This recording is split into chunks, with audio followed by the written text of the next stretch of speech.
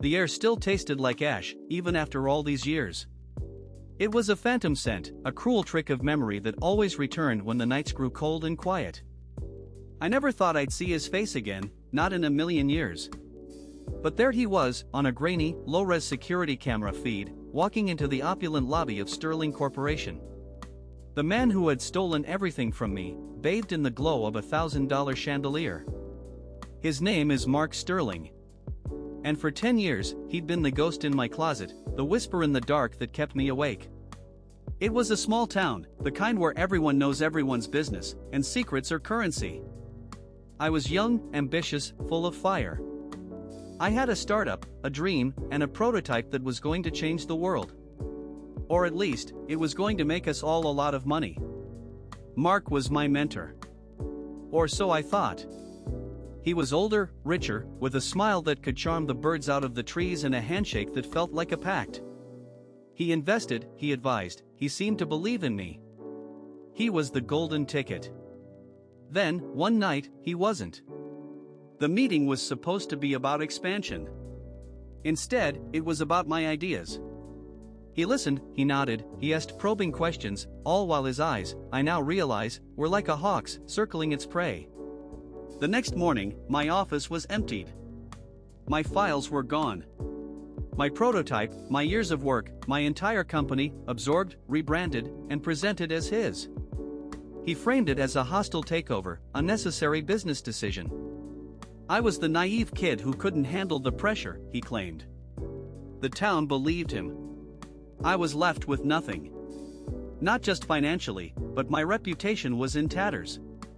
The shame was a suffocating blanket. I couldn't even look my parents in the eye. I moved away, swallowed by a city that didn't care about my past. I worked dead-end jobs, the fire in me slowly dimming to embers. But the embers never died. They just smoldered, waiting for fuel. And the fuel was Mark Sterling's success. Every article, every glowing profile, every new multi-million-dollar acquisition he made was a fresh insult, a burning reminder of what he'd stolen. I spent years planning. Not with violence, that's not my style. My revenge had to be precise, surgical. It had to be as devastating as what he'd done to me, but without leaving scars on innocent bystanders. I started small. I got a job in IT, a field I'd always been interested in but never pursued because of my startup. I honed my skills. I learned the language of the digital underworld. I became a ghost in the machine, much like he had been in my life. I watched him. I learned his habits. His routines. His vulnerabilities. He was a creature of habit, a man who reveled in his predictable, opulent lifestyle. And then I found it. A weakness in the very fortress he'd built. He was notoriously lax with his personal digital security, confident that no one would dare challenge him. He underestimated the power of a broken man with nothing left to lose. It took months of meticulous work. Slipping through firewalls, deciphering encrypted files, piecing together fragments of information. I found emails, financial records, offshore accounts. The dirty laundry of Mark Sterling, meticulously cataloged. But it wasn't just about the money. It was about the lies. The casual cruelty. The way he dismissed my pain, my work, my future. I found evidence of other hostile takeovers, other dreams he'd crushed on his ascent. The night I decided to act, my hands were shaking, not from fear, but from a potent cocktail of adrenaline and years of pent-up rage. I sat in my tiny apartment, the glow of multiple monitors illuminating my determined face. The security feed was still up. Sterling Corporation was a beacon of success, built on a foundation of broken promises.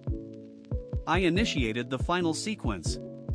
Not a virus, not a destructive attack. Something far more subtle, far more devastating. I began to leak. Not everything at once, that would be too obvious. But a steady drip, drip, drip of carefully selected information to various news outlets, financial watchdogs, and even some of his fiercest competitors. Anonymous tips, backed by irrefutable evidence. First, it was whispers. Then, it became murmurs. The articles started appearing, cautiously at first, then with increasing urgency. Allegations of insider trading. Questions about the origins of Sterling Corporation's most successful ventures. Suddenly, Mark Sterling, the untouchable titan, was under scrutiny. I watched the news cycle. I saw his carefully crafted image begin to crack. His public statements became defensive. His once charming smile was replaced by a strained grimace. Then came the real blow. I released the most damning evidence, proof of his systematic manipulation and exploitation of young entrepreneurs, complete with recorded conversations where he boasted about his skill in acquiring talent and ideas. The fallout was immediate and catastrophic. Investigations were launched. Investors pulled out in droves.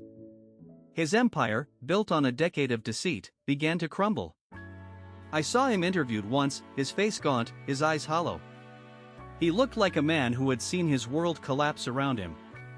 And in that moment, a strange calm washed over me. It wasn't the triumphant roar I had imagined, but a quiet, profound sense of closure. He's not in jail. Not yet. But he's ruined. His reputation is in shreds, his fortune decimated. He's become the pariah he always deserved to be. I still have the phantom scent of ash sometimes. But now, it's mixed with something new. The scent of justice. The satisfaction of knowing that the man who tried to extinguish my fire only ended up fanning the flames of my revenge. And that, in the end, is a much hotter, much brighter flame.